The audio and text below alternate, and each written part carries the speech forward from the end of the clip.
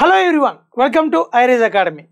So railway అభ్యర్థులు, so ఎవరైతే RRB prepare అయ్యే ఆస్పిరెంట్స్ ఎవరైతే ఉన్నారో ఆర్ఆర్బీ ఎగ్జామ్స్కి, సో వాళ్ళు మేజర్గా ఎదురు చూస్తుందంటే coming NTPC group D notifications గురించి. ఎందుకంటే ఆల్రెడీ మనకు ఏఎల్పి అండ్ టెక్నీషియన్ సంబంధించి అండ్ ఆర్పిఎఫ్ నోటిఫికేషన్ సంబంధించి ఆల్రెడీ నోటిఫికేషన్స్ కొన్ని వచ్చాయి. అండ్ టెక్నీషియన్ గురించి కూడా కొంత మనకు షార్ట్ నోటీస్ కూడా రావడం జరిగింది. ఓకే, సో అయితే ఇంతవరకు ఎప్పుడూ లేని విధంగా రైల్వే చరిత్రలో రైల్వే బోర్డు నుండి మనకు యాన్యువల్ క్యాలెండర్ అయితే రిలీజ్ చేయడం జరిగింది. దీంతో పాటుగా ఇంకోటి ఏంటంటే మనం ఇది ఎవ్రీ ఇయర్ కూడా ఎక్స్పెక్ట్ చేయొచ్చు అని కూడా మనకు ఇన్ఫర్మేషన్ అయితే ఉందన్నమాట. సో ఇప్పుడు యాన్యువల్ క్యాలెండర్ ఒకసారి చూద్దాము. సో అసలు ఏ పోస్టులు ఉన్నాయి అండ్ కమింగ్ ఏ మంత్లో ఎలా నోటిఫికేషన్స్ రాబోతున్నాయి అనేది ఒకసారి క్లియర్ చూద్దాం. అండ్ ఏ పోస్టులు ఏ కేటగిరీ కింద వస్తాయి కూడా అవి కూడా ఒకసారి చూద్దాం. ఓకే, అయితే ఇందులో మనకు క్వార్టర్ వైజ్గా మనకు యాన్యువల్ క్యాలెండర్ అయితే రిలీజ్ చేయడం జరిగింది quarterly. So January to March, April to June, July to September, October to December. Okay, so మనకు ఆల్రెడీ ఏఎల్పికి సంబంధించిన నోటిఫికేషన్ అయితే ఆల్రెడీ ఇవ్వడం జరిగింది.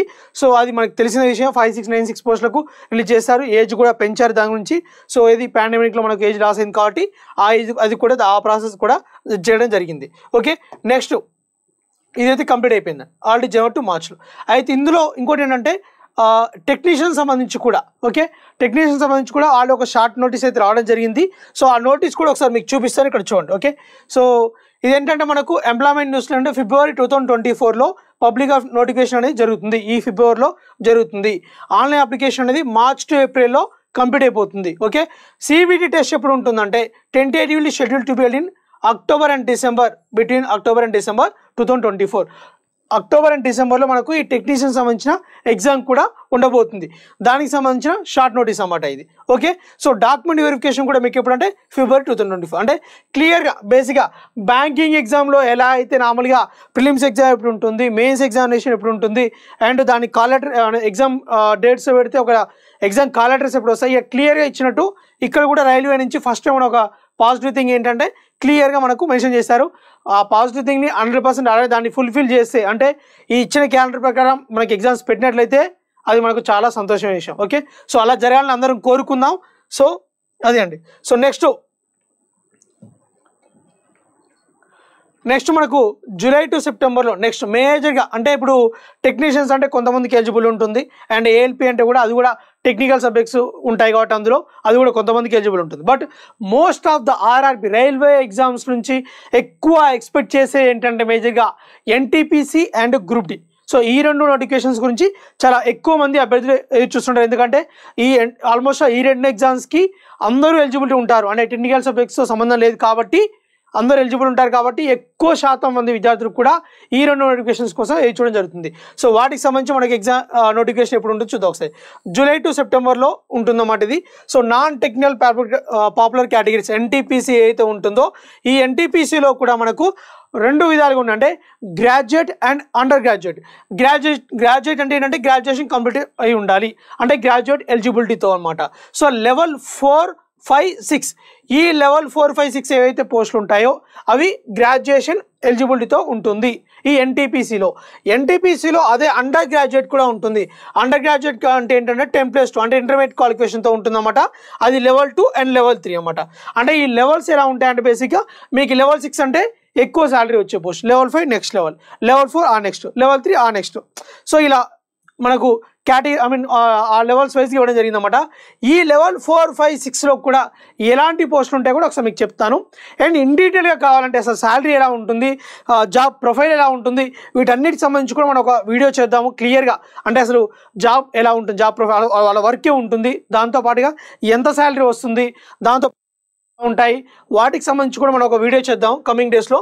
ఓకే, సో ముందుగా అసలు లెవెల్ 4, 5, 6 పోస్టులు ఏవైతే ఉన్నాయో సో ఆ పోస్టుల గురించి చూద్దాం. ఓకే, సో ఎందుకంటే ముందుగా ఏంటంటే మన ఐరైజ్ ఆన్లైన్ క్లాస్ యాప్ ఎవరైతే ఇన్స్టాల్ చేసుకోలేదో యాప్ని ఇన్స్టాల్ చేసుకోండి. ప్లేస్టోర్లో 1 రూపీ కోర్స్ అనే ఆఫర్ ఇవ్వడం జరిగింది. అది యాక్చువల్ నిన్న వరకు ఇచ్చాం, బట్ ఈ రోజుతో ఎక్స్టెండ్ కూడా చేసాం. కావాలంటే అది కూడా తీసుకోవచ్చు మీరు.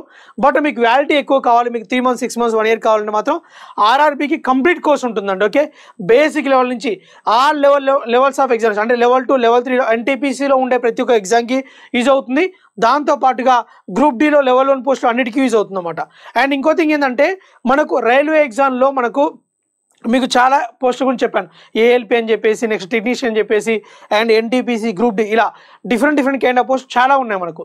సో వీటన్నిటికి కూడా నాన్ టెక్నికల్ సిలబస్ ఏదైతే ఉంటుందో అన్నిటికీ కామన్గా ఉంటుంది syllabus. But level wise difference ఉంటుంది. అంటే ఇప్పుడు లెవెల్ 1 పోస్ట్లో కొంత తక్కువ లెవెల్ ఉంటుంది, స్టాండర్డ్ అనేది కొంచెం తక్కువ ఉంటుంది. బట్ లెవెల్ 4, లెవెల్ 5, 6 కొంచెం ఎక్కువ ఉంటుంది. బట్ సిలబస్ అనేది అన్నిటికీ సేమే. ఓకే, అంటే ఈ ఎన్టీపీసీ నాన్ టెక్నికల్ సిలబస్ ఏదైతే ఉంటుందో అందరికీ సేమ్ ఉంటుంది. అంటే మీరు సిలబస్ ప్రిపేర్ అయినట్లయితే, సో అంటే మీరు ఎన్టీపీసీకి ప్రిపేర్ అయినట్లయితే నాన్ టెక్నికల్ సిలబస్ ఏదైతే ఉంటుందో, అంటే మనకు ఉండే సబ్జెక్ట్స్ మేజర్ ఏంటి?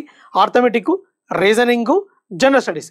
ఇంకో లక్కీ ఏంటంటే మనకు చాలామంది అభ్యర్థులు ఎస్ఐ కానిస్టేబుల్ ప్రిపేర్ అయ్యే వాళ్ళు కానీ, అండ్ కొంతమందికి వేరే ఇంగ్లీష్ అంటే భయపడే వాళ్ళు కానీ, సో వాళ్ళందరూ ఏంటంటే మనకు ఎస్ఎస్సి ప్రిపేర్ వాళ్ళు అయితే ఇంగ్లీష్ వచ్చిన వాళ్ళు ప్రిపేర్ అవుతారు. బట్ ఇంగ్లీష్ అంటే భయపడే వాళ్ళు, ఇంగ్లీష్తో సంబంధం లేకుండా మనకు ఆర్ఆర్బీలో ఒక అడ్వాంటేజ్ అనమాట. ఇంగ్లీష్ సబ్జెక్ట్ అనేది రైల్వే ఎగ్జామ్స్లో ఉండదు. Okay, arithmetic, reasoning, general studies ఈ 3 సబ్జెక్టులు ఉంటాయి. సో ఈ 3 సబ్జెక్టులు మీరు పర్ఫెక్ట్గా నేర్చుకున్నట్లయితే, ఈ 3 సబ్జెక్టులు ఏవైతే ఉంటాయి, ఈ 3 సబ్జెక్టులు పర్ఫెక్ట్గా నేర్చుకున్నట్లయితే మీకు ఎన్టీపీసీలో నాన్ టెక్నికల్ సిలబస్ ఉండే ఏదైతే ఎగ్జామ్స్ ఉంటాయో వాటన్నిటికి కూడా మీ ప్రిపరేషన్ అయిపోయినట్లే. ఓకే, సో వాటన్నిటికి కూడా అయిపోతుంది. జస్ట్ కేవలం 3 సబ్జెక్టులు మాత్రమే. ఓకే, ఈ 3 సబ్జెక్టులకు సంబంధించి ఈ ఆర్ఆర్బీ కోర్స్ ఏదైతే ఉంటుందో ఈ కోర్సులో మన ఐరేజ్ ఆన్లైన్ క్లాస్ యాప్లో మీకు వ్యాలిటీ వైజ్గా 3 months, 6 months, 1 month కూడా ఉంటుంది, 1 year. సో మీకు 1 monthకి 999, 6 monthsకి అయితే 1999, 3 monthsకి అయితే 1999, 6 months అయితే 2999, అండ్ 1 year అయితే 4999. సో ఓకే, మీకు ఈ ప్రైస్తో మీకు ద బెస్ట్ కంటెంట్ని బేసిక్ లెవెల్ నుంచి అడ్వాన్స్ లెవెల్లో ఇవ్వడం జరుగుతుంది. సో వీటికి సంబంధించిన టెస్ట్ సిరీస్ కూడా మేము సపరేట్గా లాంచ్ చేస్తాము. ఆ టెస్ట్ సిరీస్ కూడా మీరు యూటిలైజ్ చేసుకోవచ్చు. ఓకే, సో ఇది అండి బేసిక్గా మన ఐరేజ్ ఆన్లైన్ క్లాస్ ఎవరైతే ఇన్స్టాల్ చేసుకోలేదో యాప్ ఇన్స్టాల్ చేసుకోండి. So coming to level wise పోస్టులు. ఓకే, ఏవైతే లెవెల్ వైజ్ పోస్టులు ఉన్నాయో ఫస్ట్ అసలు పోస్టులు ఏముంటే చూద్దాం. లెవెల్ 6 పోస్ట్ అండి. ఓకే, లెవెల్ 6 పోస్టులు ఏముంటాయని? Commercial apprentice and station master, ఈ 2 మాత్రం ఉంటాయన్నమాట. Commercial apprentice and station master. Okay, వీటికి సంబంధించిన సాలరీస్ కూడా అప్రాక్సిమేట్లీ 54,000 చేంజ్ ఉంటుందని సాలరీ. మీకు సాలరీస్ కూడా క్లియర్గా మీ ఒక వీడియో చేస్తాను. ఎంత బేసిక్ పే ఎంత ఉంటుంది, అలవెన్సెస్ కూడా ఎలా ఉంటాయి అన్నీ కూడా మీకు చెప్తాను. ఓకే, నెక్స్ట్ లెవెల్ 5 పోస్టులకు సంబంధించి goods guard and senior commercial come ticket clerk, senior clerk cum typist, junior accountant assistant cum typist and senior time keeper. So ఇవి అనమాట లెవెల్ 5 సంబంధించి. నెక్స్ట్ లెవెల్ 4 సంబంధించి ఓకే, ట్రాఫిక్ అసిస్టెంట్. ఈ 3 level 6, level 5, level 4 ఏవైతే ఉన్నాయో ఇవి graduation సంబంధించి, అంటే డిగ్రీ అర్హత ఎవరైతే ఉంటుందో ఈ డిగ్రీ ఎలిజిబిలిటీ ఉన్న వాళ్ళు ఈ పోస్టులు అప్లికేబుల్ అన్నమాట. వాళ్ళ పోస్టులు ఏదైతే ఎలిజిబుల్ ఉంటాయో ఆ పోస్టులకు సంబంధించినవి ఉంటాయి ఇవి పోస్టులు complete. Next level 3 and level 2 ఇవేంటి? 10+2 అంటే అండర్ గ్రాడ్యుయేట్ ఎలిజిబిలిటీ ఉన్న పోస్టులు అన్నమాట. కమర్షియల్ కమ్ టికెట్ క్లర్క్ ఒకటి, లెవెల్ 2 అయితే junior clerk cum typist, assistant clerk cum typist, assistant clerk cum typist and train clerk. So ఈ 3 పోస్టులు లెవెల్ 2కి సంబంధించినవి అనమాట. సో ఇవి లెవెల్ వైజ్గా ఉండే పోస్టులు. ఓకే, సో ఎన్టీపీసీలో గ్రాడ్యుయేషన్ అండ్ అండర్ గ్రాడ్యుయేట్ సంబంధించిన పోస్టులు అండి. ఓకే, నెక్స్ట్ సో మనకి ఏమి ఇచ్చారు? Next junior engineer. ఈ జూనియర్ ఇంజనీర్ ఏంటంటే మనకు టెక్నికల్ సంబంధించిన కంప్లీట్గా, అంటే బీటెక్ వాళ్ళు కానీ డిప్లొమా వాళ్ళు కానీ ఎలిజిబిలిటీ ఉంటుంది. అందులో కూడా మీకు ఏంటంటే మీకు టెక్నికల్ సబ్జెక్ట్ ఏదైతే ఉంటుందో మనకు సిబిట్ non technical syllabus, general syllabus మీకు చెప్పిన 3 సబ్జెక్టులు ఏవైతే ఉంటాయో ఆర్థమెటిక్, రీజనింగ్, జనరల్ అవేర్నెస్, ఆ సబ్జెక్ట్స్తో పాటు మీకు టెక్నికల్ సబ్జెక్ట్స్ కూడా ఉంటుంది.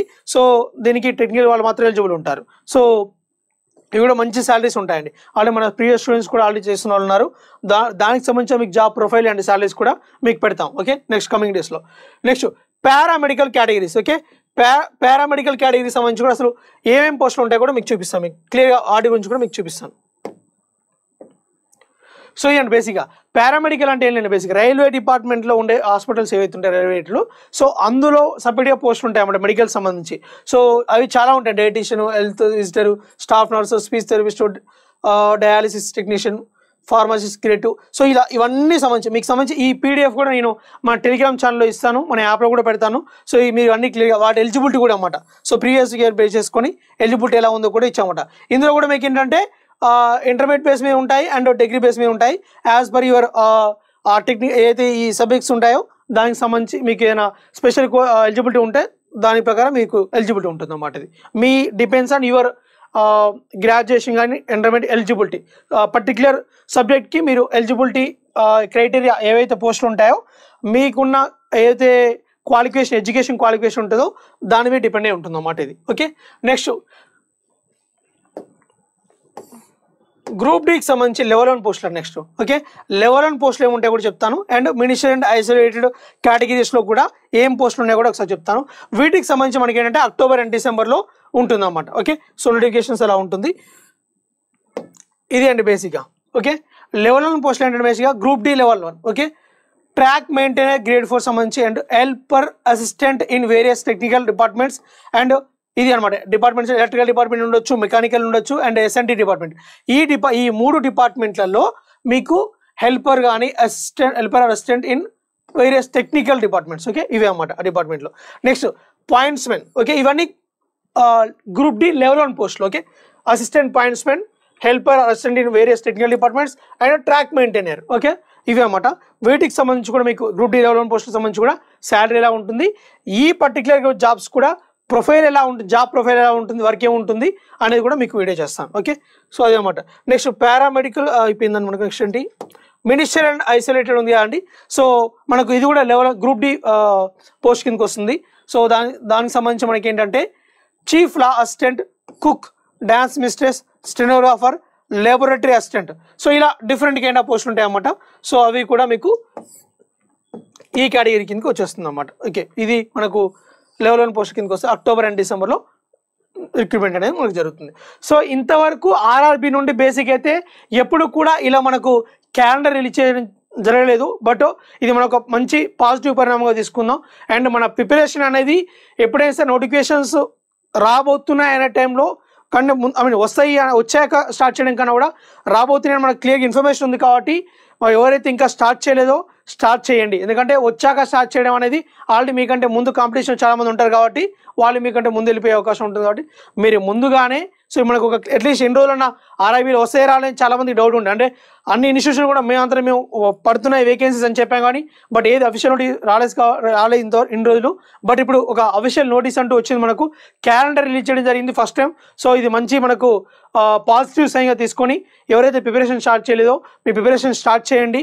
సో ఎవరైతే మీరు ఎస్పెషల్లీ మనకు హైదరాబాద్కి వచ్చి కోచింగ్ ఇన్స్టిట్యూట్లో డబ్బులు పెట్టలేక వేల ఫీజు పెట్టలేక అట్ ద సేమ్ టైం మనకు హాస్టల్లో ఫీజులు కట్టలేక ఎవరైతే తక్కువ మనకు ఇంటి దగ్గరే ఉంటూ తక్కువ అమౌంట్లో మనకు ప్రిపరేషన్ కొనసాగించాలని ఎవరైతే అనుకుంటున్నారో వాళ్ళకు ఆన్లైన్ క్లాస్ అయితే బెస్ట్ థింగ్ అండి. ఎందుకంటే మీకు మళ్ళీ ఇక్కడికి వచ్చి మీరు ఇన్స్టిట్యూట్ ఫీజు కట్టుకోవాల్సిన అవసరం లేదు, హాస్టల్ ఫీజు కట్టుకోవాల్సిన అవసరం లేదు. ఇంటి దగ్గరనే మీరు కరెక్ట్గా కాన్సన్ట్రేషన్ చేస్తే ఆన్లైన్లోనైనా సరే కోర్స్ అనేది మనం తీసుకోవచ్చు. ఎందుకంటే దానికి కావాల్సిన మేజర్గా డెడికేషన్. నాకు ఆన్లైన్లో ఇంటి దగ్గర ఉండి చదవలేను సార్, ఆ పని చెప్తారు ఈ పని చెప్తారు. ఇప్పుడు హైదరాబాద్కి వచ్చినా సరే మీకు పని చెప్పుకుని ఉంటాయి. హైదరాబాద్ వచ్చినప్పుడు మీరు ఈ పని చేయాల్సిన అవసరం లేదు కదా. అదే పాయింట్ ఆఫ్ వ్యూలో అక్కడ ఆలోచించి మీరు ఈ ఖర్చు మీరు ఎఫర్ట్ చేయలేని వాళ్ళు ఉంటే ఈ పాయింట్ ఆఫ్ వ్యూలో ఆలోచించి ఇంటి దగ్గరనే కూర్చొని నాకు ఫినాన్షియల్ ఇబ్బంది అనుకున్న వాళ్ళు ఇంటి దగ్గర ఒక టైం టేబుల్ పెట్టుకొని క్లియర్గా డైలీ ఒక సబ్జెక్ట్ ఒక టైంలో పెట్టుకొని అలా షెడ్యూల్ వేసుకొని మీరు ఒక సబ్జెక్ట్ ఉంటే ఆర్థమెటిక్ ఉంది సపోజ్ ఈ టైంలో చదువుకుంటాను, రీజనింగ్ ఈ టైంలో చదువుకుంటాను, అలా మీరు పర్టికులర్ మీరంతా మీరు మీ కంఫర్ట్ ప్రకారం అంటే ఒక్కొక్కరికి ఒక సబ్జెక్ట్ స్ట్రాంగ్ ఉంటారు. సో వీక్ ఉన్న సబ్జెక్ట్ని కాన్సన్ట్రేషన్ చేస్తూ స్ట్రాంగ్ ఉన్న సబ్జెక్ట్లో ఎక్కువ స్కోర్ తెచ్చుకోవడానికి ట్రై చేస్తూ సో ఒక షెడ్యూల్ అనేది ప్రిపేర్ చేసుకొని ఆ షెడ్యూల్ని తూచా తప్పకుండా ఎట్టి పరిస్థితుల్లో మీకు ఎలాంటి డిస్ట్రాక్షన్స్ లేకుండా మీరు ప్రిపరేషన్ని ప్లాన్గా చేసుకున్నట్లయితే మాత్రం డెఫినెట్గా జాబ్ వస్తుంది. ఓకే, అండ్ ఎవ్రీ ఇయర్ కూడా నోటిఫికేషన్ చేస్తున్నారు కాబట్టి సో మనకి ఏంటంటే ఒకసారి మనం ప్రిపరేషన్ చేసినా సరే పొరపాటున మనకు మిస్ అయినా సరే నెక్స్ట్ నోటిఫికేషన్లోనే మనం జాబ్ కొట్టుకుండా ఉండాలి. కాబట్టి మనం మ్యాక్సిమం వీలైనంత వరకు ఎఫర్ట్స్ పెట్టి ఈ నోటిఫికేషన్లోనే జాబ్ కొట్టాలని కోరుకుందాం. ఓకేనా, so I wish you very all the best. And వీటికి సంబంధించి కమింగ్ డేస్లో మీకు ఇంకా క్లియర్గా ఈచ్ అండ్ ఎవ్రీ పోస్ట్ గురించి మీకు విత్ డీటెయిల్స్ మీకు వీడియోస్ చేయడం జరుగుతుంది. సో ఐరేజ్ అకాడమీ ఛానల్ని ఫాలో అవ్వండి అండ్ ఐరేజ్ ఆన్లైన్ క్లాస్ యాప్ని ఇన్స్టాల్ చేసుకోండి. Thank you.